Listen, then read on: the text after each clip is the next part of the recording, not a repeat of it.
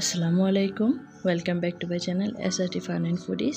তো আবারও নতুন একটা ভিডিও নিয়ে হাজির হয়ে গেলাম। আজকে আমি আপনাদেরকে দেখাবো যে আমরা ভাজা পোড়া করার পরে যেভাবে তেলটা অনেকটা গাঢ় হয়ে যায়, নষ্ট হয়ে যায় এবং একদম ভালো লাগে না, ওই তেলটাকে কিভাবে আবারও রিফাইন করে রিইউজ করা যায়, একদম নতুনের মতো চকচকে সুন্দর করা যায়, একদম পিওর করা যায়।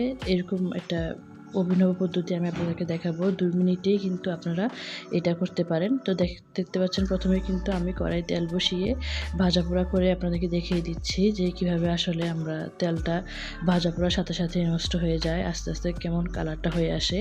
তো প্রথমে দেখতে পেলেন যে তেলটা কিন্তু একদম ভালো তেল ছিল। এখন আমি আপনারা দেখবেন আস্তে আস্তে কীভাবে তেলটা হয়ে যায়।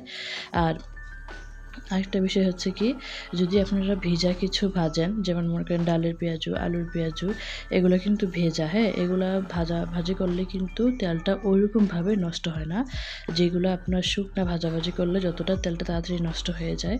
তো আপনারা দেখতে পাচ্ছেন আমি কিন্তু অনেক জাতের পেঁয়াজু ভাজছি, কিন্তু আমার তেলটা কিন্তু ওইরকম বেশি একটা হয় নাই। কিন্তু যখনই আমি শুকনো কিছু আইটেম, যেমন মনে করেন চিকেন ফ্রাই কিংবা ফ্রেঞ্চ ব্রেড ক্রাম দিয়ে কিন্তু আমরা অনেক কিছু বানাই, ডিম চপ বানাই, আলুর চপ বানাই, বা আরও অনেক কিছু বানাই কিন্তু ব্রেড ক্রাম দিয়ে। ব্রেড ক্রামটা কিন্তু শুকনো।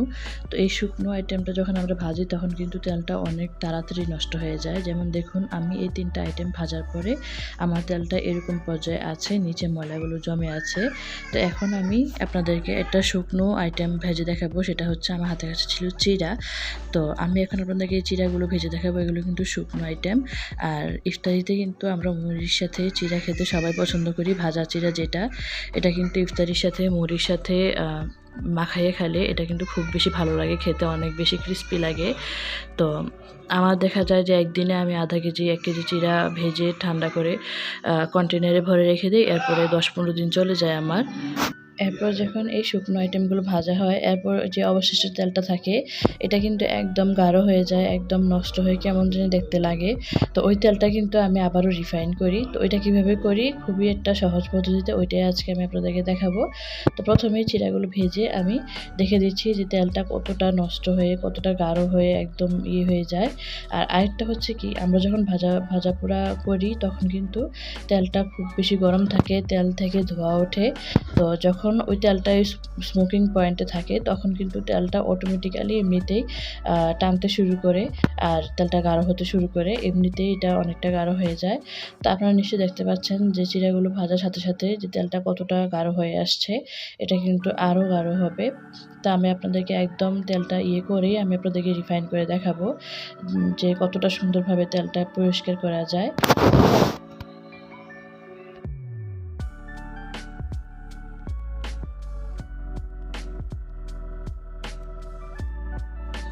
তো এখন দেখলেই কিন্তু পার্থক্যটা বুঝতে পারবেন যে প্রথমে আমি যখন ভাজা শুরু করি তখনই তেলের অবস্থাটা, আর এখনের তেলের অবস্থাটা দেখতে বুঝতে পারছেন যে তেলটা কতটা গাঢ় হয়ে গেছে। তো এখন এই তেলটাই আমি আপনাদেরকে রিফাইন করে দেখাবো। তো আমার চুলাটা অফ আছে। এখন যেহেতু তেলটা খুব বেশি গরম, আমি এতটা গরম রাখবো না, কিছুটা কমিয়ে আনবো, কিছুটা ঠান্ডা করে নিব। তো হালকা গরম থাকা অবস্থায় আমি বাকি প্রসেসটা করব। তো এখন হচ্ছে আমি একটা পাত্র নিয়ে নিলাম। আপনারা যে কোনো বাটি বা যে কোনো পাত্র নিয়ে নেবেন। তো আমি এখানে একটা স্বচ্ছ পাত্র নিয়েছি যাতে করে আপনাদেরকে দেখাতে পারি সুন্দরভাবে।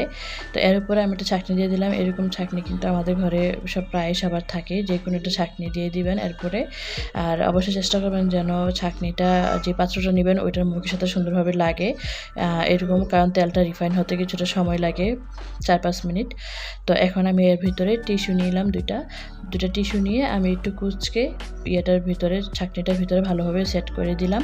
কিছুটা কুচকে নিলে এটা শক্ত হয়ে থাকবে না, এটা ভালোভাবে সেট হয়ে যাবে। তো এই ছাঁকনিটার উপরে টিস্যুটা ভালোভাবে সেট করার পরে যেই তেলটা রেখেছিলাম আমি, পোড়া তেলটা, তো ওইটা আমি এখন আস্তে আস্তে ঢেলে দিব। তো দেখতেই পাচ্ছেন আমি কিন্তু ওই তেলটাই নিয়েছি। আর এই তেলটা কিন্তু এখন হালকা গরম আছে, একদম ঠান্ডা তেলটা কিন্তু নেওয়া যাবে না। তেলটা কিছুটা গরম থাকবে, কুসুম গরম থেকে আর একটু বেশি গরম থাকবে। তো এখন আমি ছাঁকনিটা ভরে তেলটা ঢেলে দিচ্ছি। তো আস্তে আস্তে ছাঁকনিটা হতে তেলটা কিন্তু রিফাইন হয়ে পড়া শুরু করবে। শুধু ছাঁকনি দিয়ে দিলে কিন্তু এতটা রিফাইন হবে না, আপনাদেরকে কিন্তু অবশ্যই টিস্যু নিতে হবে। তো একটু বেশি পরিমাণে তেল দিয়ে দিব, এতে করে এটা খুব দ্রুত পড়বে ছেঁকে, আর টিস্যুর মধ্যে কিন্তু সবগুলো ময়লা আটকে থাকবে। তো আপনারা দেখলেই বুঝতে পারছেন যে উপরের তেলটা আর নিচের তেলটা কিন্তু খুব বেশি সুন্দর আর রিফাইন হয়ে গেছে। একদম মনে হচ্ছে দোকান থেকে কিনে আনা নতুন একদম তেল। আর উপরের তেলটাও কিন্তু দেখে বুঝতে পারছেন একদম গাঢ় ভাজা পোড়া হয়ে কিন্তু তেলের অবস্থা একদম শেষ। তো এইভাবেই কিন্তু আমি একটু পরে তেলটা যতটুকু পড়বে, যতটুকু খালি হবে অতটুকু আবার একটু পর দিয়ে পুরোটা ছাঁকনি কিন্তু আমি ভরে দিব, যাতে করে খুব তাড়াতাড়ি ড্রপ আউট হয়। আর আপনারাও কিন্তু দেখেই বুঝতে পারছেন যে কতটা তাড়াতাড়ি কতটা সুন্দরভাবে কিন্তু তেলটা রিফাইন হয়ে যাচ্ছে। আর আধা কেজি তেল রিফাইন করতে আপনার হয়তো 5 থেকে 7 মিনিট সময় লাগবে, এটাই। তো দেখতে পাচ্ছেন কত সুন্দরভাবে কিন্তু একদম, আমি আপনাদেরকে হয়তো বোঝাতে পারছি কিনা আমি জানি না। আশা করছি আমার যথেষ্ট আমি চেষ্টা করছি আপনাদেরকে বোঝানোর, একদম সরাসরি দেখিয়ে যে দেখুন উপরের তেলটা আর নিচের তেলটা কতটা পার্থক্য। তো এইভাবেই করে কিন্তু তেল খুব সুন্দরভাবে রিফাইন করা যায়।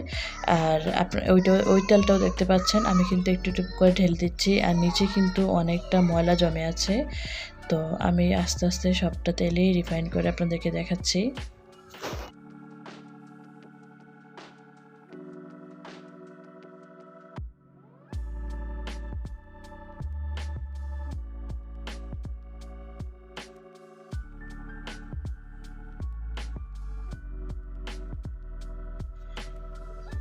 তো দেখতেই পাচ্ছেন সবটা তেল কিন্তু ঢেলে দেওয়া হয়ে গেছে, আর অবশিষ্ট যে ময়লাগুলো আছে এটা কিন্তু আর দেওয়ার কোনো মানে নেই, কারণ এগুলোতে আর তেল নেই। যতটা ছিল আমি পুরোটাই ছেঁকে ছাঁকনির উপরে দিয়ে দিয়েছি। তো এখন সবটা তেল হয় রিফাইন হয়ে যখন পড়বে তখন আমি আপনাদেরকে পাত্রে নিয়ে দেখাচ্ছি যে আসলে কতটা সুন্দরভাবে রিফাইন হয়ে গেছে। আপনারা অলরেডি দেখেছেন, তো এরপরও আমি আরেকটু ভালোভাবে দেখিয়ে দিচ্ছি। দেখতেই পাচ্ছেন যে কতটা সুন্দরভাবে পড়ছে কিন্তু তেলটা, আর পার্থক্যটাও বুঝতে পারছেন। তো আমার ভিডিওটা আশা করি আপনাদের খুব বেশি ভালো লেগেছে। ভালো লাগে থাকলে কিন্তু অবশ্যই লাইক কমেন্ট করতে ভুলবেন না। আপনাদের লাইক কমেন্ট কিন্তু আমাদের খুব বেশি উৎসাহ প্রদান করে নতুন আরও নতুন ধরনের ভিডিও বা নতুন ধরনের কাজ করতে। তো দেখতেই পাচ্ছেন আমি আবার আগের পাত্রে নিয়ে নিলাম রিফাইন করা তেলটা। এখন নিশ্চয়ই দেখে পার্থক্যটা বুঝতে পারছেন, আগের তেলের অবস্থাটা এখনকার তেলের অবস্থাটা পার্থক্যটা বুঝতে পারছেন।